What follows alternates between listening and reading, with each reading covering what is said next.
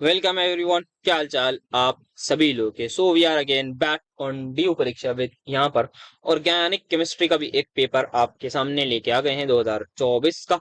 तो क्या होगा इसमें, पीवाईक्यू पेपर होंगे, पीवाईक्यू के सवाल होंगे, कार्बोहाइड्रेट और उससे रिलेटेड जो भी चीजें।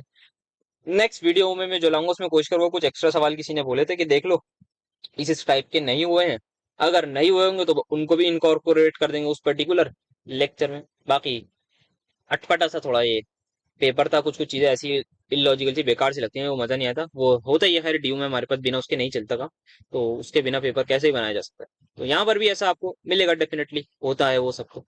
तो आप पढ़ाई लिखाई करिए, और आयो कुछ लॉन्ग टर्म के लिए कर रहे होंगे और कुछ इम्पैक्टफुल कर रहे होंगे। जो लोग कुछ काम वगैरह करना चाहते हैं तो डेफिनेटली डीएम कर सकते हैं, कुछ गाइडेंस चाहिए तो डीएम कर सकते हैं। काफी लोगों से बातचीत होती ही रहती है वैसे मेरी जनरली, मतलब ठीक ठाक बात हो रही है तब भी मैं बोल देता हूँ यार, मतलब गट्स तो है मेरे अंदर।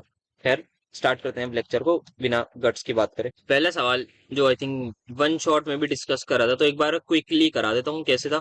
तो एक कंपाउंड है हमारे पास ए, मोनोसेक्राइड है, उसको रिएक्शन कराई HCN से तो बी बना दिया, ठीक है। तो कहीं ना कहीं दिमाग में आ जाना चाहिए कि ये आपका एल्डिहाइड या कीटोन ग्रुप रिएक्ट करा हुआ। एक अल्फा हाइड्रोक्सी एसिड बन गया, ठीक है। अच्छा, अ हाइड्रोक्सी एसिड, ठीक है ठीक है, बन गया। अच्छा, हाइड्रोलिसिस भी कराई है यहाँ पर, तो यहाँ पर हमने पहले HCN से रिएक्शन कराया, फिर हाइड्रोलिसिस कराई तो HCN आपका जो है वो कार्बोक्सिलिक एसिड में कन्वर्ट हो गया। रिडक्शन कराई आपने, और क्या बना आपको, 2 मिथाइल हेक्सेनोइक एसिड। तो यहाँ पर अगर हम बात करें, बना लेते हैं इसका सबसे, 1 2 3 4 5 6, और यहाँ पर आ गया तो 2 मिथाइल हेक्सेनोइक एसिड बन गया, ठीक है। अब ये बोल रहे हैं बताओ ये क्या क्या चीजें। तो अगर मैं यहाँ पर बात करूं तो बी मेरे पास क्या होना चाहिए, तो बी अगर हम बात करें यहाँ पर नॉर्मल कंडीशन में, ये जो HI फॉस्फोरस है, इसने हर एक कार्बोनाइल कंपाउंड को या बेसिकली अल्कोहल को कन्वर्ट कर दिया है किसमें आपका, that is what do we call it as alkane में। क्योंकि आप देख सकते हैं यहाँ पर आपका क्या बना होगा, अगर मैं देखूं इस पर्टिकुलर कंपाउंड में आपका सारा का सारा OH मौजूद होगा और आपका CHO, या बेसिकली कार्बोनाइल लिख देता हूं मैं, ठीक है। इस कंपाउंड में ये मौजूद होगा, पता है आपको, मोनोसेक्राइड। इस कंपाउंड की यदि मैं बात करूं तो यहाँ पर सारे के सारे OH मौजूद होंगे, और ये जो कार्बोनाइल है, जब इस पर CN का अटैक होगा, क्या ये OH बन चुका होगा, हाँ।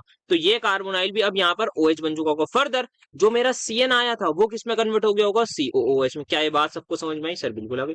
एंड फिर फर्दर अगर हम देखें तो यहाँ पर ऐसा हिसाब किताब हुआ होगा कि अब यहाँ पर सिर्फ COOH बचा है, तो सारे के सारे OH आपके रिड्यूस हो गए। तो ये एक माइंड मैप हमारा बन गया। अब पता कैसे लगाएं कौन क्या है, तो बी का स्ट्रक्चर पता लगाना है।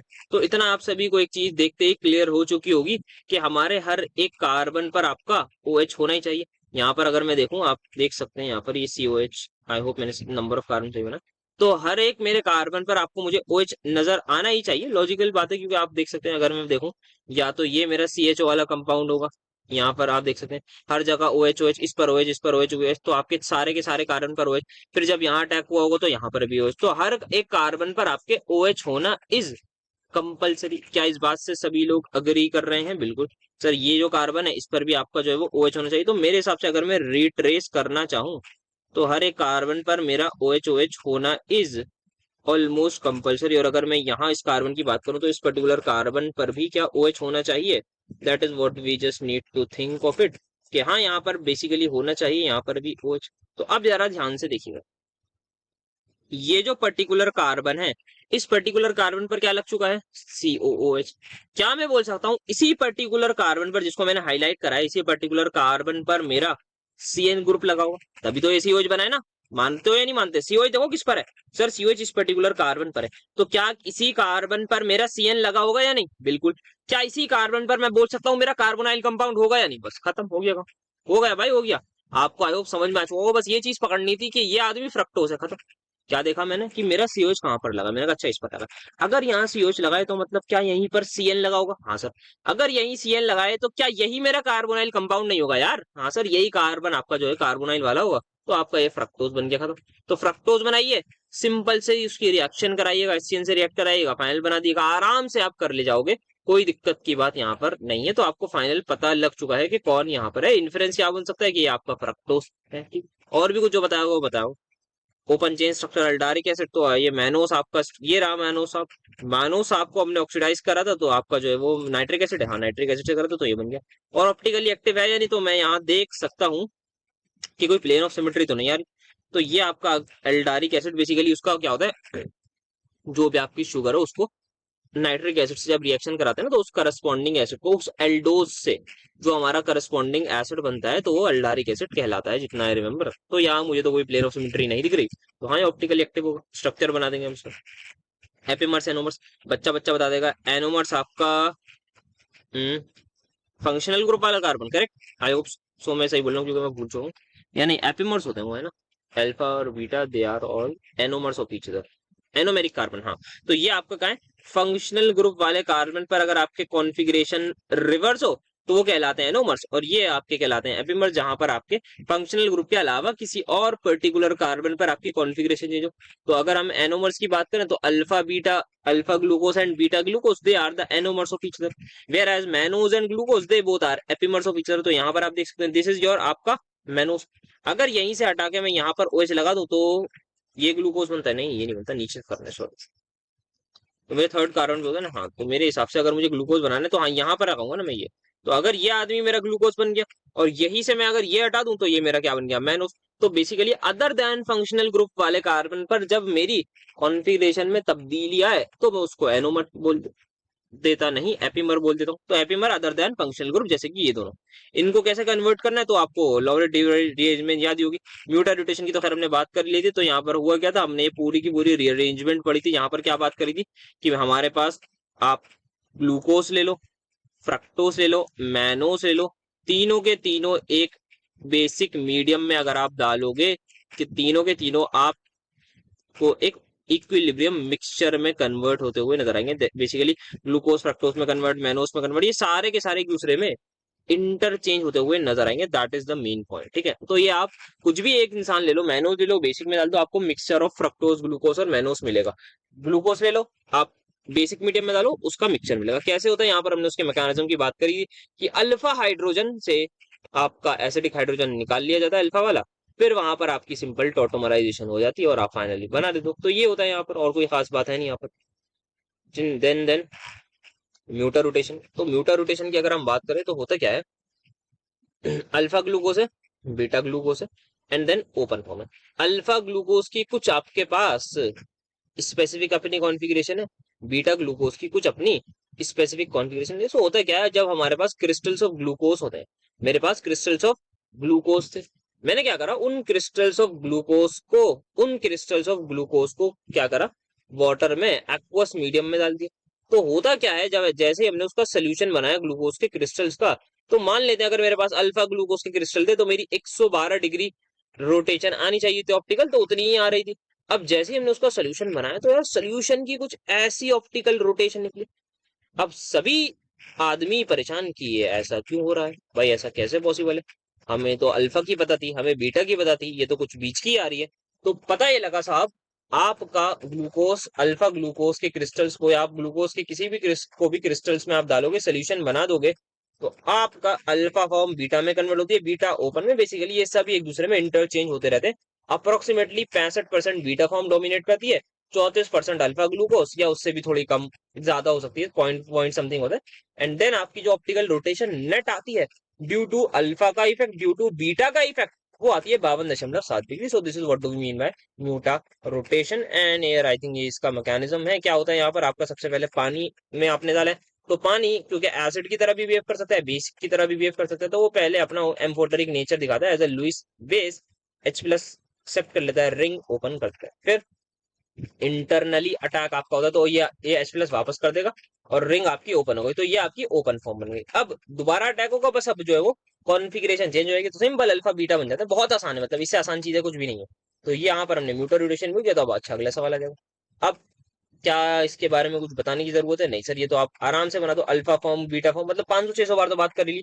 अल सॉरी, अल्फा की अगर हम बात करें तो, सॉरी, गर्म पानी में, और जो गला थोड़ा वो हो जाता है, गर्मी में भी गर्म पानी पीना पड़ रहा है गले की वजह से। ओके, फायदा बेटर आवाज में, गले के ध्यान रखने के लिए गर्म पानी पीना पड़ रहा है गर्मी में, देख लो इतनी गर्मी में, आज 43 डिग्री। क्या बात कर रहा था, अल्फा बीटा ग्लूकोज की। तो अल्फा और बीटा ग्लूकोज की अगर हम बात करें यहाँ पर, सो अल्फा फॉर्म में आपका फर्स्ट और सेकंड कार्बन पर OH नीचे होते हैं और यहाँ ऊपर चले जाते हैं। तो देखते ही पता लग जाएगा आपको, यहाँ पर OH ऊपर है, यहाँ पर OH नीचे है, किसमें, बीटा फॉर्म में। सो इट्स बेसिकली OH एक दूसरे से अवे हैं, तो यहाँ रिपल्जन लेस हो जाती है। तो आपकी यहाँ अगर ओवरऑल रिपल्जन कम होगी OH के बीच में, तो अल्टीमेटली स्टेबिलिटी आएगी। तो इस तरीके से आप स्टेबिलिटी का वो बताएंगे। तो आपने दोनों के दोनों स्ट्रक्चर बना दिए, आपने स्टेबल बता दिया कौन सा है, बीटा वाला है। क्यों है? क्योंकि आपकी रिपल्जन कम हो रही। फिर अमादरी रीअरेंजमेंट की अगर हम बात करें तो वो हमने बात करी थी आपकी ओसोजोन फॉर्मेशन में। तो क्या हुआ था, मैकेनिज्म हमने देखा था। तो सबसे पहले तो फिनाइल हाइड्रोजीन से चुपचाप बच्चों वाला जो रिएक्शन होती है वो हो जाती है, क्या कि वही आपका सी डबल बॉन्ड एन बन जाता है। ठीक है, तो ये बन गया। अब होती है आपकी रीअरेंजमेंट स्टार्ट, जिसका नाम है अमादरी रीअरेंजमेंट। सो हमने करा क्या था, इस पूरे के पूरे ग्रुप को आर मान लिया था। तो यहाँ पर ये पूरा का पूरा आर ग्रुप है, क्योंकि इसका कोई काम होगा नहीं, तभी ऐसा क्यों होगा। अब क्या होता है, अब आप समझ लीजिए ये आपकी टॉटोमराइजेशन होती है। तो ये बॉन्ड यहाँ शिफ्ट हुआ, बेसिकली हाइड्रोजन उड़ गए और यहाँ पर आपके सामने ये आ गया। ठीक है, पहले अब क्या होता है, अब ये कहता है हाइड्रोजन के आओ एक और बार टोटोमराइज करने की कोशिश करते हैं। तो अब एक और बार टोटोमराइजेशन की कोशिश करने के चक्कर में यहाँ से अब हम पूरे के पूरे फिनाइल आपके एनिलीन ग्रुप को ही भेज देते हैं कि नहीं एनिलीन पूरा आप निकल जाओ। तो एनिलीन को यहाँ से निकाल दिया जाता है। तो होता क्या है, यहाँ से आप ध्यान से सुनिएगा, पहले टोटोमराइजेशन, पहले टोटो दिमाग में लिख लो इसको, याद रहेगा। फिर क्या होता है, फिर टोटोमराइजेशन के चक्कर में एक नुकसान हम कर बैठते हैं, और वो नुकसान बहुत भारी होता है। क्या होता है कि हम एनिलीन को गवा देते हैं। तो हमने यहाँ पर इसको टोटोमराइजेशन कराई, ये बॉन्ड लॉजिकली यहाँ शिफ्ट होके नेगेटिव होके यहाँ हाइड्रोजन आता अगर टोटोमराइजेशन होती, बट ऐसा नहीं होता। ये बॉन्ड इधर शिफ्ट हो जाती है और आपका PHNH निकल जाता है, और ये आपका प्रोटॉन इधर चला जाता है।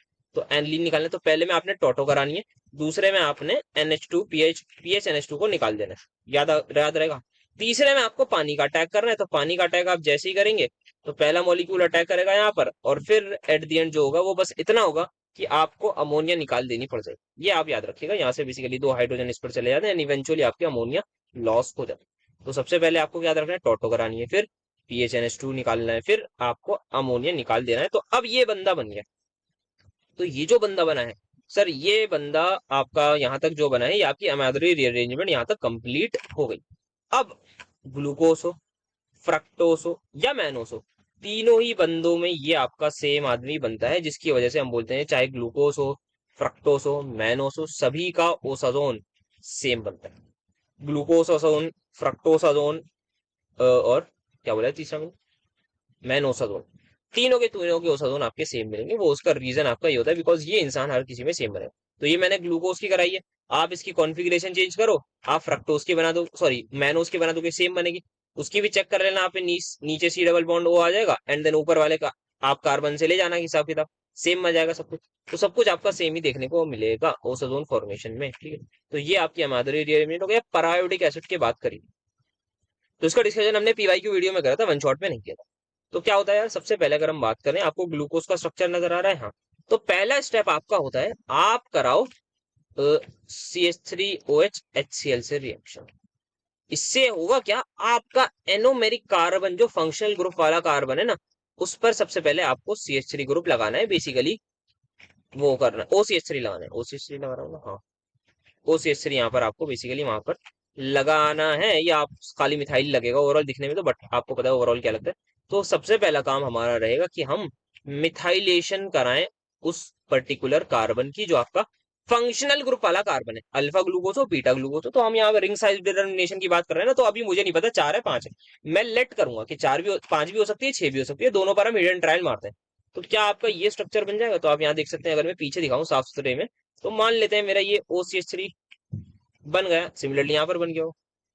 अब लगाओ पैरायोडिक एसिड, HiO4 को बुलाओ। वो क्या करेगा, वो देखेगा जहां पर भी डायोल है वहां पर कहेगा ये डायोल है, यहाँ से एक बॉन्ड ब्रेक करा, उसने कहा यहाँ एक OH लगा दूंगा मैं, यहाँ एक OH लगा दूंगा, बहुत बढ़िया। उसे यहाँ भी दिख गया एक और, तो भाई यहाँ भी डायोल है ये भी, तो यहाँ एक OH लगा दिया उसने, यहाँ एक OH लगा दिया। ये गरीब तो बेचारा चला गया, क्या बन के आएगा निकल के, आपका फॉर्मिक एसिड।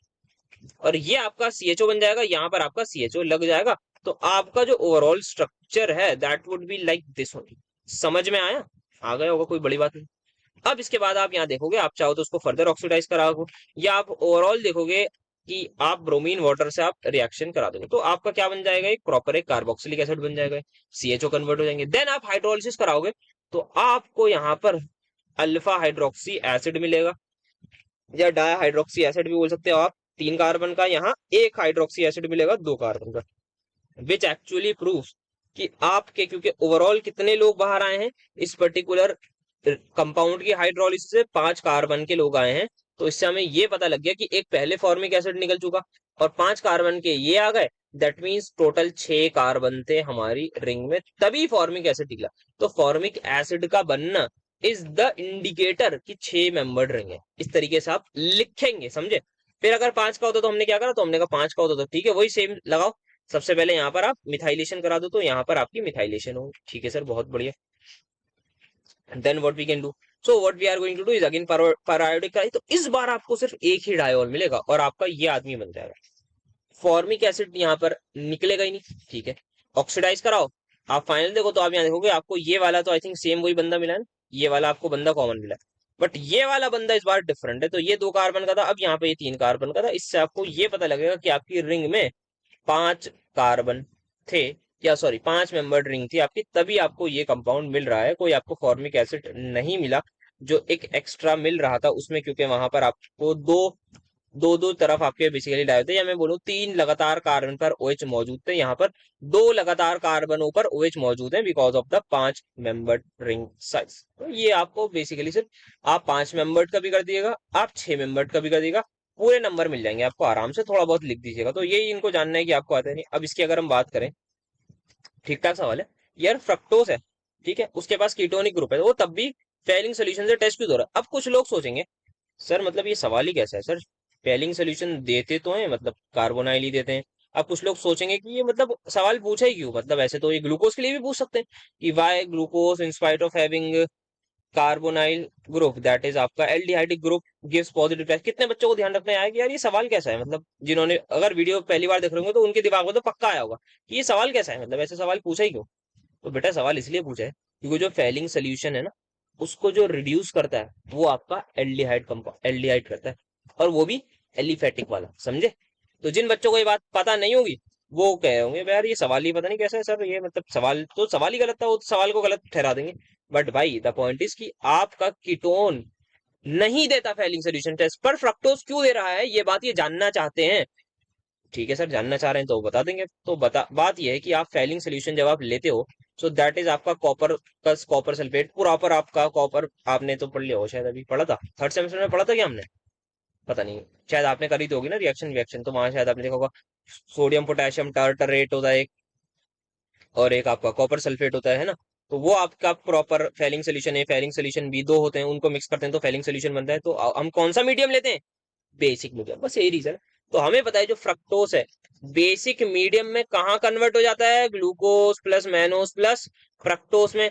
अब हमारे पास सोल्यूशन में क्या मौजूद था, हमने इनिशियली फ्रक्टोस लिया, उसमें बेस डाल दिया, मैंने कहा फ्रक्टोज होगा। अब थोड़ी देर बाद देखा मैंने ये सारे लोग मौजूद है, अच्छा।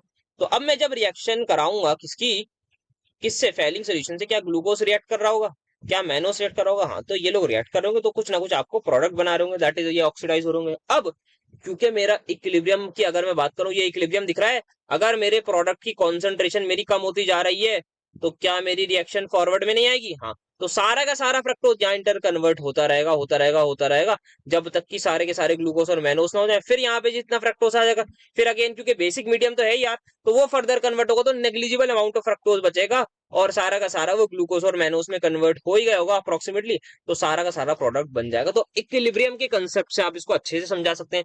दूसरा, वो आपका वो जो रीअरेंजमेंट थी, उस वाली रीअरेंजमेंट को आप डिटेल में बता सकते हैं, उसका मैकेनिज्म बता सकते हैं, और आराम से अपने घर जा सकते हैं खुशी खुशी इस आंसर को लिखकर। आई होप तो कोई डाउट नहीं होगा किसी के भी दिल में दिमाग में। पायरोल को 3 क्लोरोपायरिडीन, इंपॉर्टेंट रिएक्शन, रीमर टीमन और एबनॉर्मल वाली रीमर टीमन रिएक्शन है। देखिएगा, समझिएगा, करिएगा और करवा भी रखिए। तो क्या होता था, नॉर्मली आपको 2 फॉर्माइल पायरोल मिलने की उम्मीद थी, पर आपको यहाँ 2 क्लोरोपायरिडीन नहीं, सॉरी 3 क्लोरोपिरिडीन मिल जाता।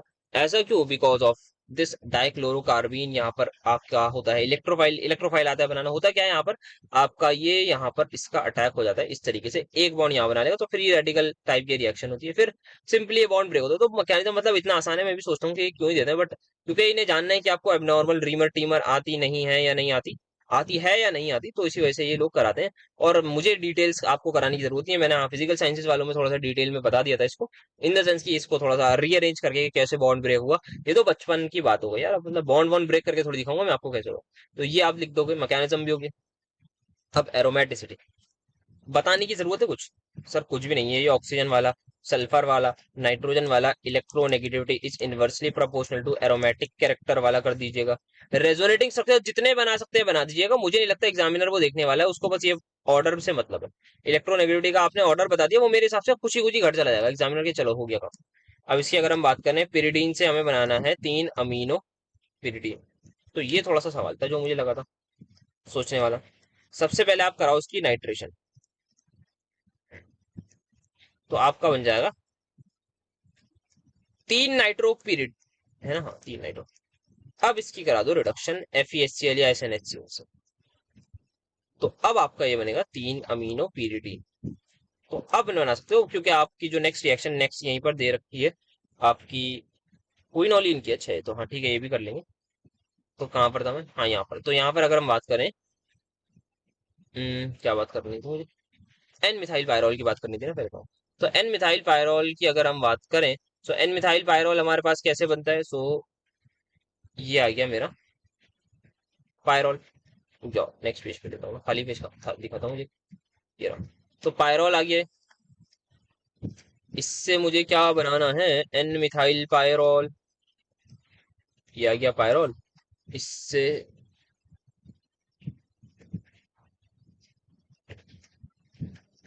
यही है ना, देखो एक बार।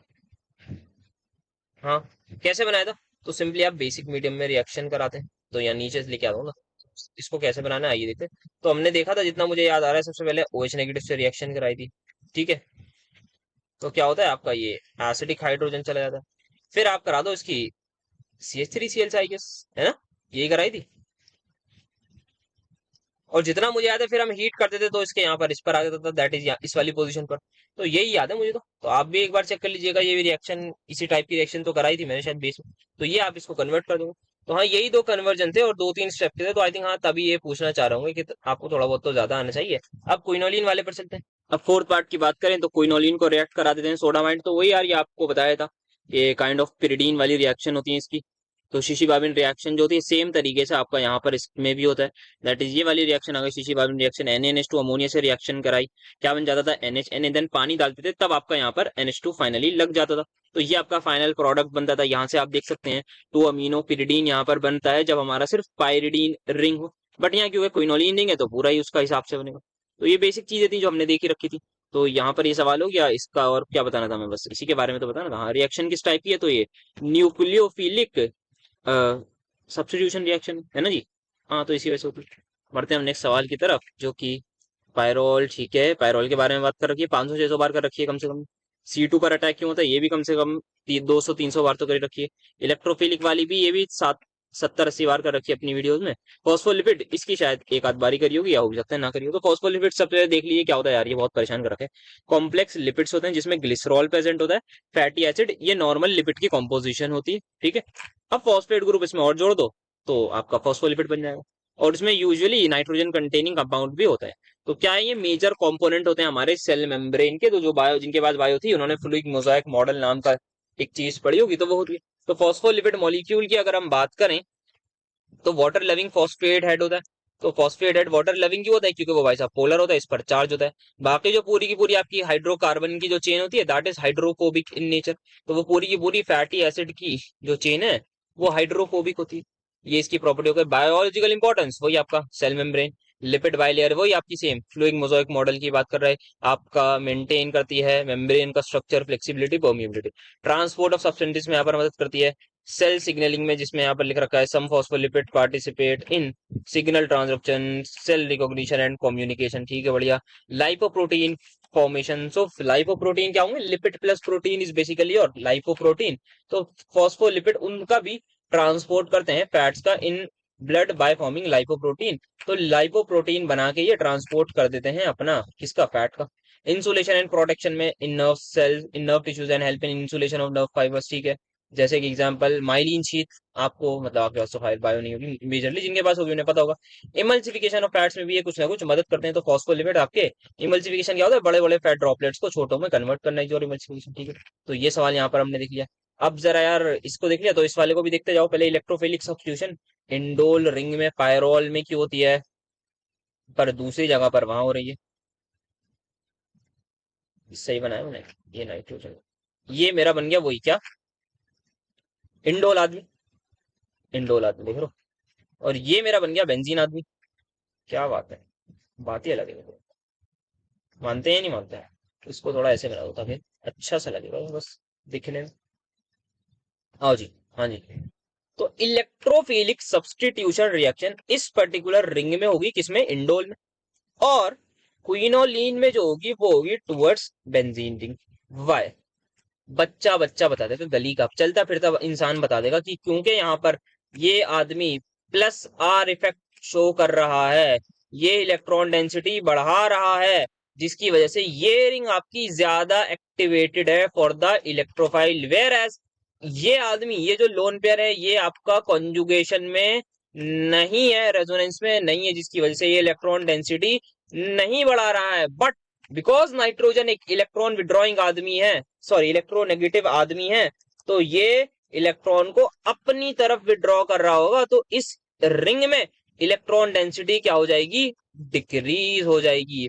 तो ऑब्वियसली इलेक्ट्रोफाइल बोलेगा भाई यहाँ से तो जो इलेक्ट्रॉन थे वही खींच लिए जा रहे हैं, प्रोवाइड तो कराने से रहा है, उल्टा खींच रहा है आदमी।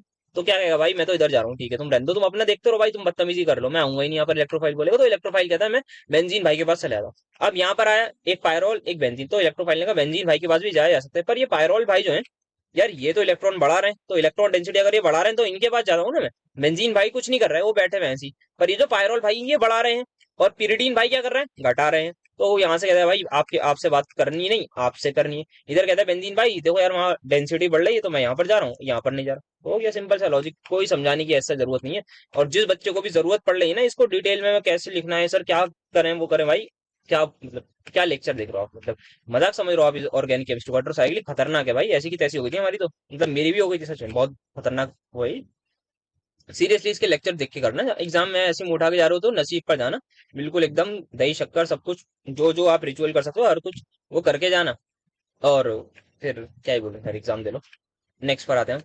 Pyrrole weak acid weak base की तरह करता है, यस करता है, बिकॉज आपका वीक एसिड इसीलिए है बिकॉज नाइट्रोजन और हाइड्रोजन बॉन्ड बहुत ज्यादा पोलर होता है ड्यू टू खतरनाक electronegativity difference between nitrogen and hydrogen. तो यहाँ पर आपका H प्लस लूज होता है, कोई भी बढ़िया बेस आएगा H प्लस ले जाएगा प्यार से। NaNH2 हो गया, NaH हो गया, KOH NaOH, ये सारे के सारे लोग इसका ले जाते हैं। फिर यहाँ पर हमने इससे रिलेटेड कुछ कुछ अपनी रिएक्शंस भी देखी थी, जहां पर आपका एसिडिक हाइड्रोजन लगता है। तो यहाँ आप देख सकते हैं ये ग्रिग्नार्ड रिएजेंट से ग्रिग्नार्डिंग कराई, बेसिकली ग्रिग्नार्ड रिएजेंट से रिएक्शन कराई, तो डेल नेगेटिव डेल पॉजिटिव का गेम सिंपल वही है, डेल नेगेटिव डेल पॉजिटिव। फिर हम फर्दर रिएक्शन करा सकते हैं, तो आपने देखा होगा कैसे यहाँ असाइलेशन कराई जा सकती है, अल्काइलेशन कराई जा सकती है। अच्छा एक और तरीका यहाँ पर आई थिंक हो सकता है, मैंने जो पीछे कन्वर्जन था उसमें मैंने डायरेक्टली बेस से रिएक्शन कराने के बाद CH3Cl लगा दिया था, तो आपका मिथाइल बन गया था। दूसरा तरीका क्या है, दूसरा तरीका ये है, ये पायरॉल ले लिया मैंने, इस पायरॉल की मैं ग्रिग्नार्ड रिएजेंट से करा देता हूँ रिएक्शन, ठीक है जी। और मेरा क्या होगा, जैसे ही मैंने ग्रिग्नार्ड रिएजेंट से रिएक्शन कराई, मेरा यहाँ पर MgI या MgX लग जाएगा, फिर मैं RX से करा दूंगा, तो भी बढ़िया बात हो जाएगी। तो ये वाला मेरे सबसे ज्यादा बेटर रहेगा, आप ग्रिग्नार्ड वाला करिएगा वहां पर जो पीछे मैंने कराया था ना, तो ये वाला मेरा ज्यादा बेटर रहेगा। जिसमें क्या था, पिरिडीन को मैंने मिथाइल सॉरी पायरोल को मैंने मिथाइल पायरोल में कन्वर्ट करा था ना, वो वाला, ठीक है। तो ये आपका बेसिक वाला हो गया। एसिड को आपको बताइए कि भाई पॉलीमराइजेशन एक क्लासिक यहाँ पर का एग्जाम्पल है। अब आते हैं न्यूक्लियोफिलिक सब्स्टिट्यूशन यहाँ की होती है, तो यार ये अभी तो आपके दोस्तों को मतलब फिजिकल साइंस वाले दोस्त हैं ना, या ऐसे ही समझो कि नहीं ऑनर्स वाले बात नहीं करेंगे, फिर मजाक कर दो। तो यहाँ पर आपके उनको बताया था, क्या बताना है यहाँ पर, कि पिरिडीन जो है C2 पर ही क्यों अटैक होता है, आओ देख लेते हैं।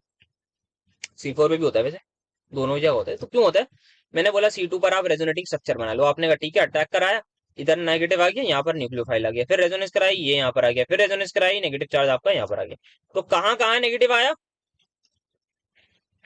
ठीक है, C4 पर कराओ, कराया अटैक, यहाँ नेगेटिव, फिर रेजोनेंस अगेन सेम तरीके से होगी, यहाँ नेगेटिव यहाँ नेगेटिव, C4 में भी सेम जगह पर नेगेटिव चार्ज आएगा।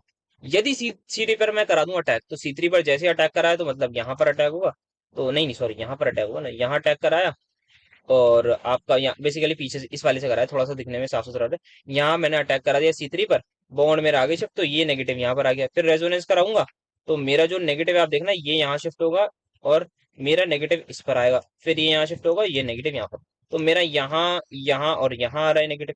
तो सर डिफरेंस क्या है बेटा, देखो ना, यहाँ दो दो कार्बन एक नाइट्रोजन, दो कार्बन एक नाइट्रोजन, तीन कार्बन पर आ रहे, ठीक है सर, तो अब करेंगे कार्बन और नाइट्रोजन का। तो बेटा जरा बताओ, प्लस चार्ज किस पर बढ़िया रहेगा, कार्बन पर, नाइट्रोजन पर। सर नाइट्रोजन पर आंसर आ गया, चलो कर दो।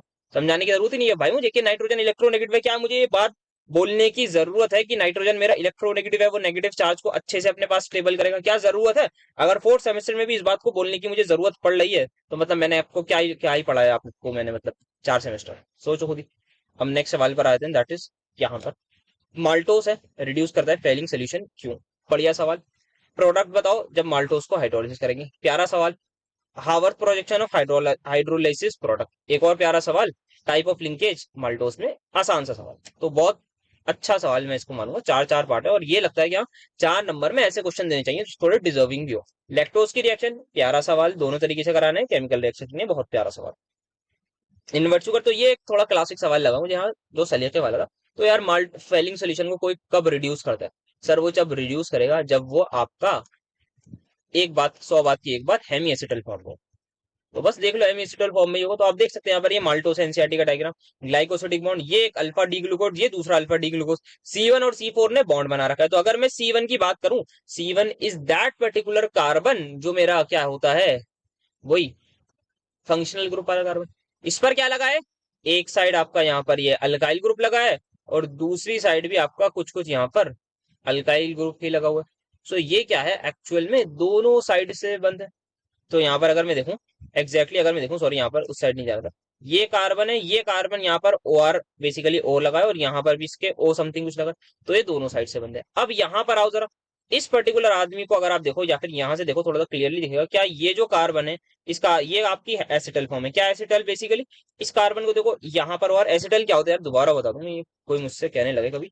ये देखो RCHO है, इससे मैंने अगर 1 मोल की रिएक्शन कराई किसकी, ROH की, जल्दी से देखो जल्दी से, तो ये मेरा हो जाएगा ROR और यहाँ पर आ जाएगा OH और यहाँ पर एक हाइड्रोजन, ठीक है।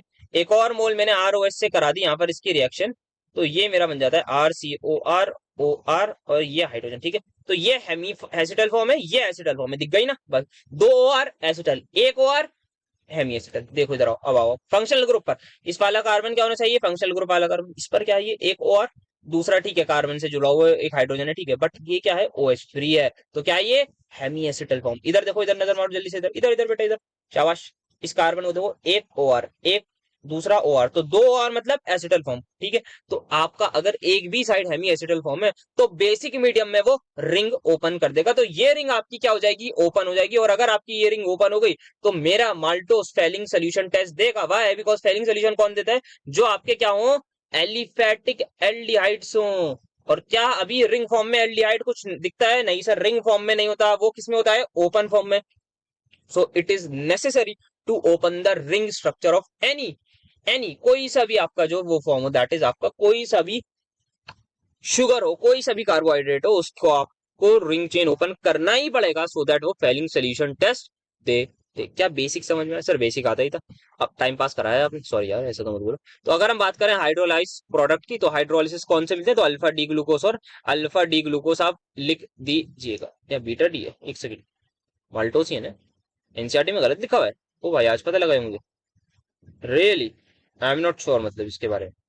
क्या यहाँ पर अल्फा डी और वही मिलते हैं आपको? एक बार देखिएगा जरा, चेक करिएगा, अल्फा और बीटा, अल्फा डी ग्लूकोस और बीटा डी ग्लूकोस है माल्टोस में। इसको आप लोग जरा चेक करके बताइएगा, क्योंकि एनसीईआरटी का लाया हूँ मैं, ऊपर नीचे देख पा रहा हूँ मैं, दोनों ही जगह मुझे कुछ उल्टा दिख रहा है।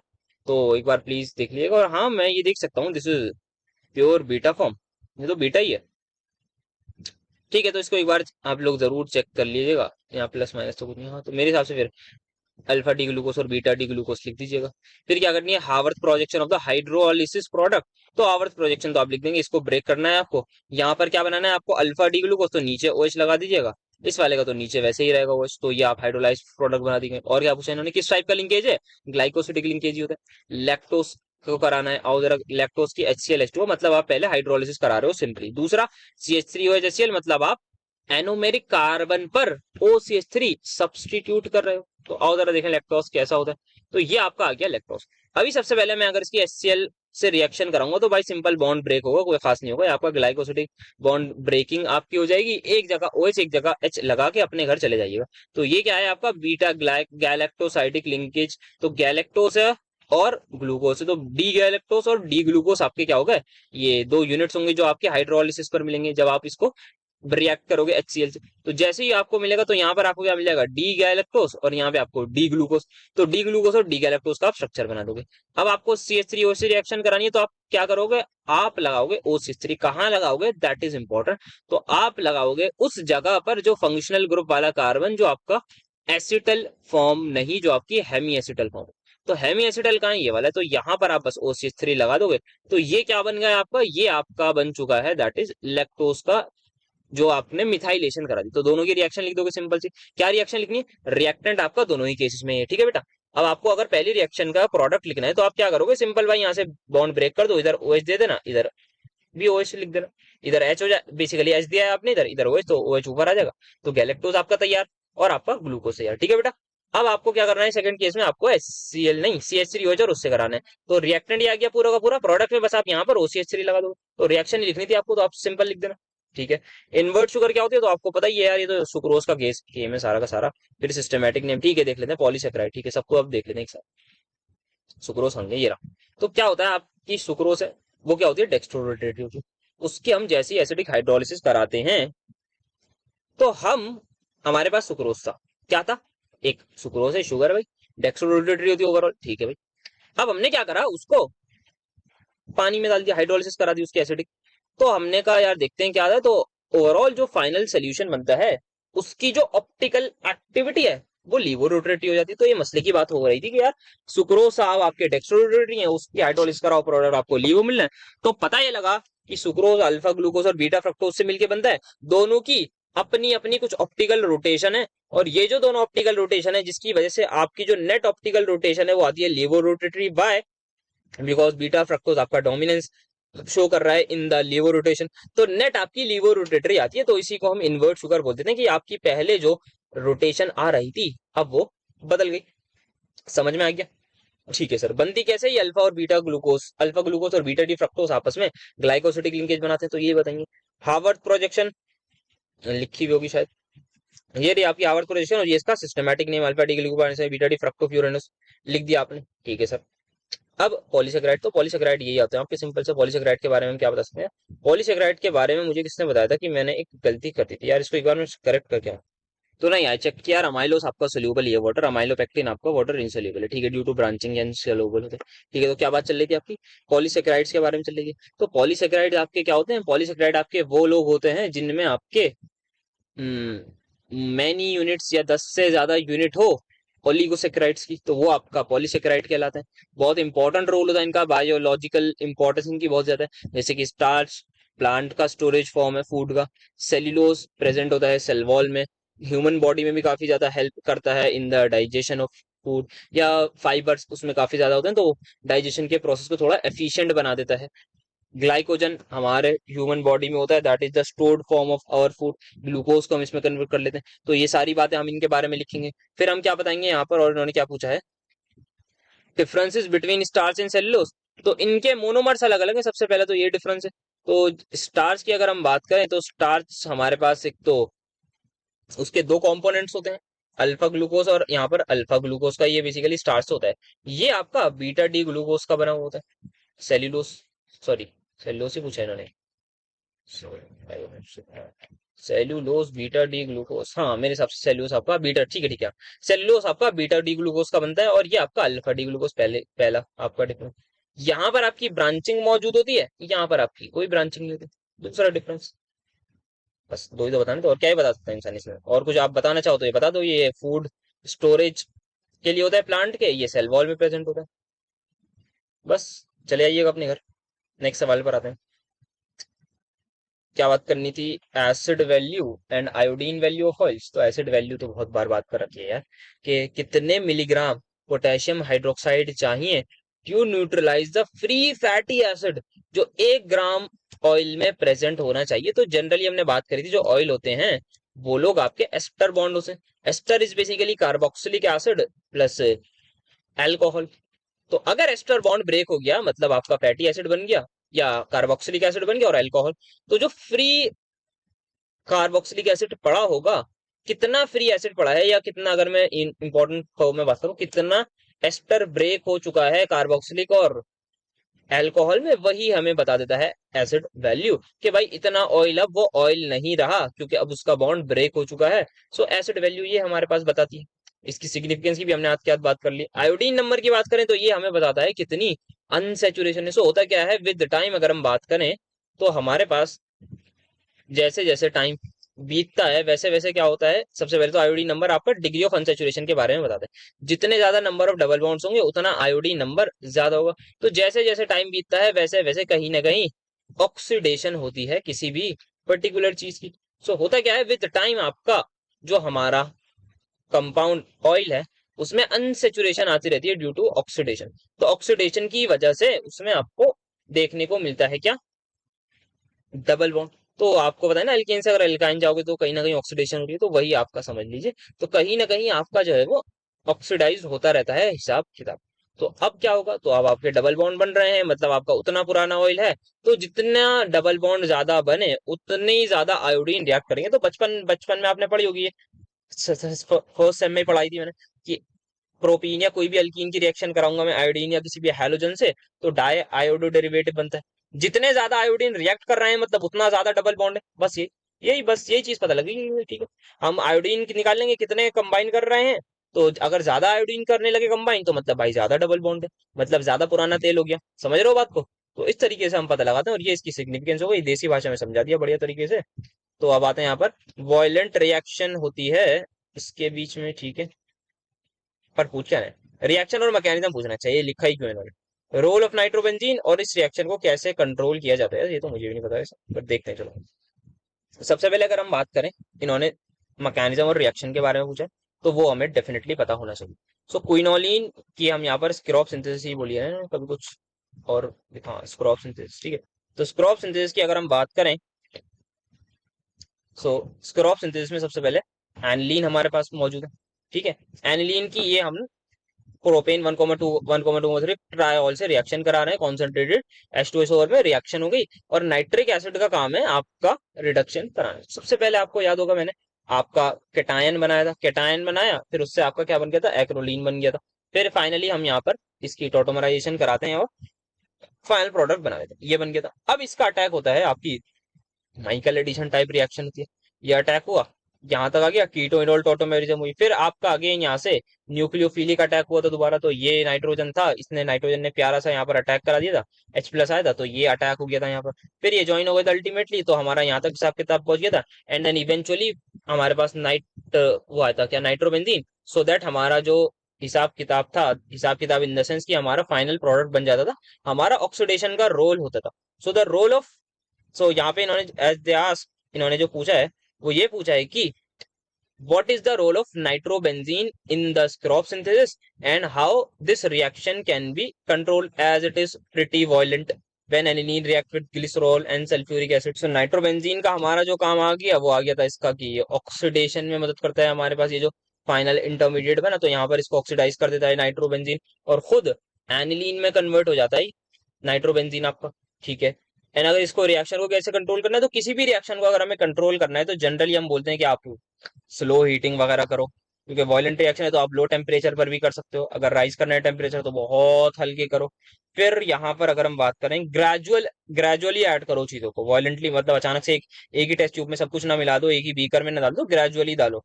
फिर यहाँ पर अगर हम बात करें तो फेरस सल्फेट का इस्तेमाल किया जाता है, फेरस जेल का, और कूलिंग वगैरह आप करो।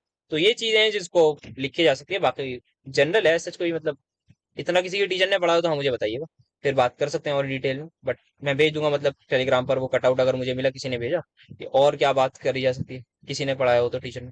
Pyridine more basic than pyrrole, यार बेसिक कैरेक्टर पता नहीं, मतलब इसकी इंपॉर्टेंस कितनी ज्यादा बताई जाए, जितनी बता सकता हूँ उतनी कम है, जितनी बता सकता हूँ उतनी कम है।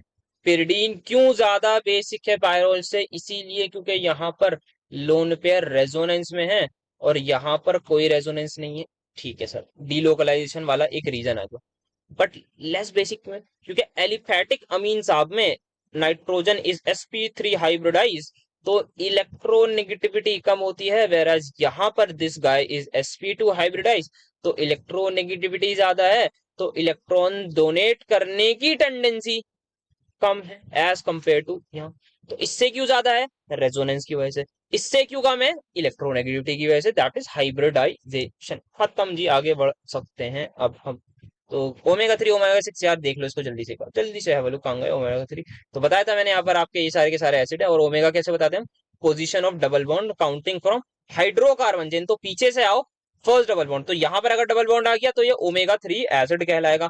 6 पर आ गया तो ओमेगा 6 कहलाएगा। ओमेगा 3 का हमारे पास जो एग्जाम्पल था वो था क्या? Linoleic acid. ये आ गया आपका 1 2। तीसरे पर तो ये आपका लिनोल 3 का है क्या एग्जाम्पल?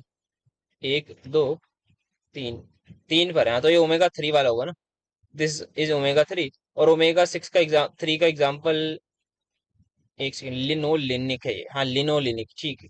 नहीं नहीं नहीं, क्या क्या कर रहा हूँ, मुझे समझ क्यों नहीं आ रहा। मुझे ऐसा लग रहा है मैंने कुछ गलत करा। तो लिनोलिक एसिड है और एक लिनोलीक एसिड है। तो इस पहले आप अच्छा एग्जांपल खुद ही देख लेना, मुझे भी बताते हैं क्या मतलब, मैं भी इसमें कंफ्यूज हो रहा हूँ। तो ठीक है, तो आगे चलते हैं। तो बस मेन चीज है कि फर्स्ट पोजीशन की डबल बॉन्ड हाइड्रोकार्बन से चेन पर जहां पर भी है, हो सकता है कोई ओमेगा 5 हो कोई ओमेगा 4 हो, डिपेंडिंग अपॉन उनका फर्स्ट डबल बॉन्ड कहां पर आ रहा है, फ्रॉम हाइड्रोकार्बन। रिएक्शन लिखनी है। इसमें तो पायरोल को बना दो आराम से, बना दोगे? हाँ ठीक है सर। इसमें पायरोल की रिएक्शन करा रहे हो with benzene diazonium chloride in presence of dilute alkali. तो ये तो आप बता ही दोगे यार, ये तो सर आप यहाँ पर लगा देते, आपका वही बेंजीन डाइओसोनियम सॉल्ट। फ्यूरन की हीटिंग मैलिक एनहाइड्राइड से, यार ये तो आगे दिखा दूंगा मैं। रेन निकल से थायोफीन की हीटिंग, तो यहाँ आपका ब्यूटेन प्लस NiS बन जाता है, याद होगा आपको। इंडोल की रिएक्शन इससे कराओगे तो ये आपका इंडोल रिंग आपकी कौन सी होती है? इंडोल इंडोल इंडोल इंडोल, हाँ वो आ गया यार, आ गया। ये नाइट्रोजन का डबल बॉन्ड यहाँ पर ये आ गया, ठीक है। क्या बात करनी थी यहाँ पर? हाँ, तो यहाँ पर आपका CH3 COCH3 लग जाएगा, ठीक है भाई। क्विनोलिन की अगर हम रिएक्शन कराएं, सो क्विनोलिन की अगर हम रिएक्शन कराएं, ये होता है क्विनोलिन। हाँ सर जी। इससे करा रहे हैं H2SO4 से, तो एक बार SO3H यहाँ लगेगा, प्लस दूसरी बार SO3H यहाँ लगेगा। तो दो प्रोडक्ट आपके यहाँ बनते हैं। फिर अच्छा वही रिएक्शन, ठीक है। किस वाली को दिखानी है? मुझे एक दिखानी थी ना, तो वो बाद में दिखाता हूँ, पहले इस सवाल पर आओ, बढ़िया सवाल है। क्विनोलिन की हमने क्या कराई? ऑक्सीडेशन कराई, ठीक है। तो क्विनोलिन आ जाएगा, उसकी हम करा रहे हैं ऑक्सीडेशन विद पोटेशियम परमैंगनेट, ही है ना? I hope so. बेइज्जती हो जाती है वरना इतने खतरनाक एसिड में बोल के भी। ठीक है सर, करा दी। क्या मिला? एक डाइकार्बोक्सिलिक एसिड बना, ठीक है। तो यहाँ पर आपने इसकी हीटिंग कराई, आपको कुछ मिला A, which is a dicarboxylic acid. फिर आपने क्या कराया? इसकी सेलेक्टिव डीकार्बोक्सिलेशन करा दी, तो बना दिया भी सिलेक्टिव डीकार्बोक्सिलेशन की। अगर हम बात करें, हमने कुछ पढ़ा नहीं अभी तक, मैंने अपनी ऑर्गेनिक केमिस्ट्री में ये नाम शायद इसी सवाल में पहली बार सुना होगा, सिलेक्टिव डीकार्बोक्सिलेशन।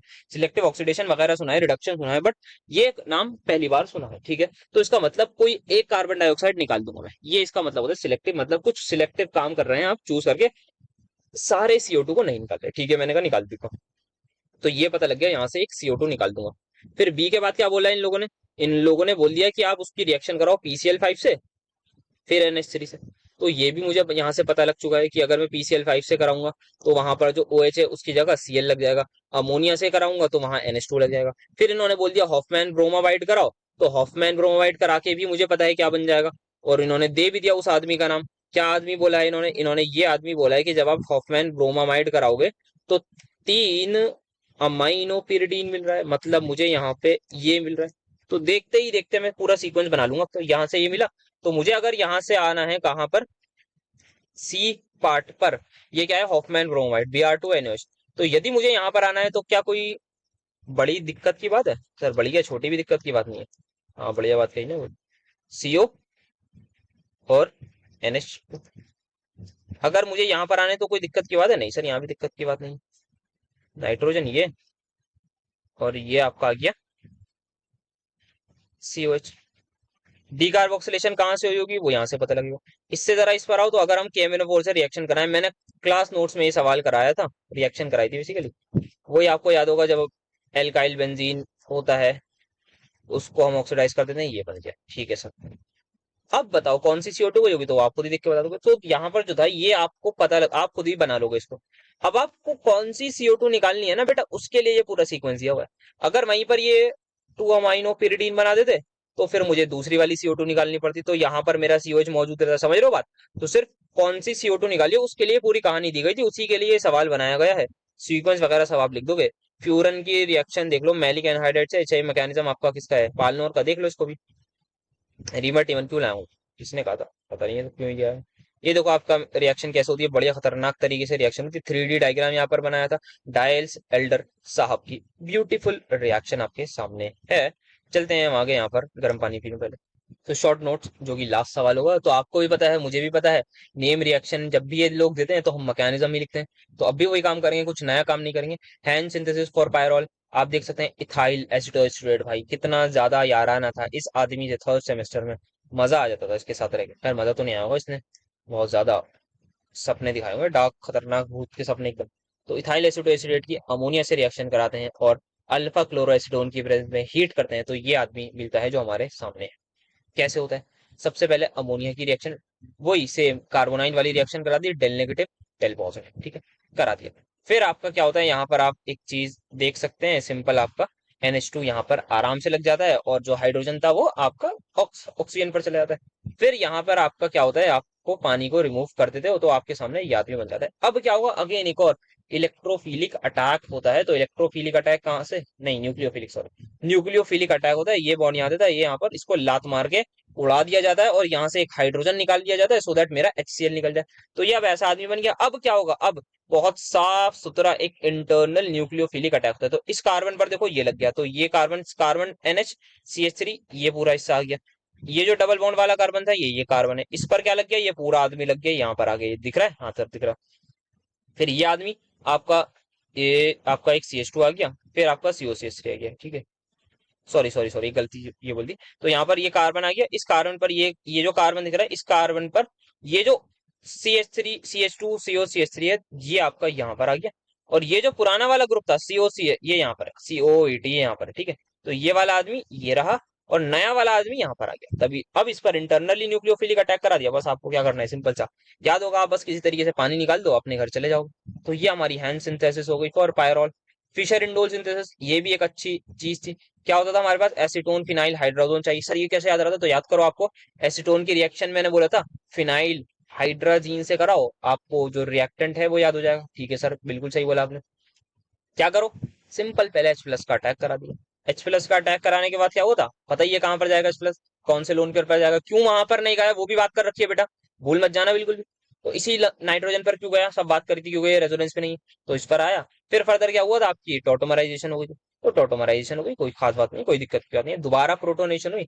इस बार यहाँ पर क्या हुआ था, इस बार माइग्रेशन हो जाती है थोड़ी सी, तो माइग्रेशन हम कराते हैं, ये पूरा ग्रुप वहां शिफ्ट, और इस पूरे ग्रुप को हम उड़ा के दूसरे साइड ले जाते हैं। तो यहाँ पर बस ये होता है, ये यहाँ शिफ्ट, और ये पूरा का पूरा यहाँ पर अटैच हो जाता है।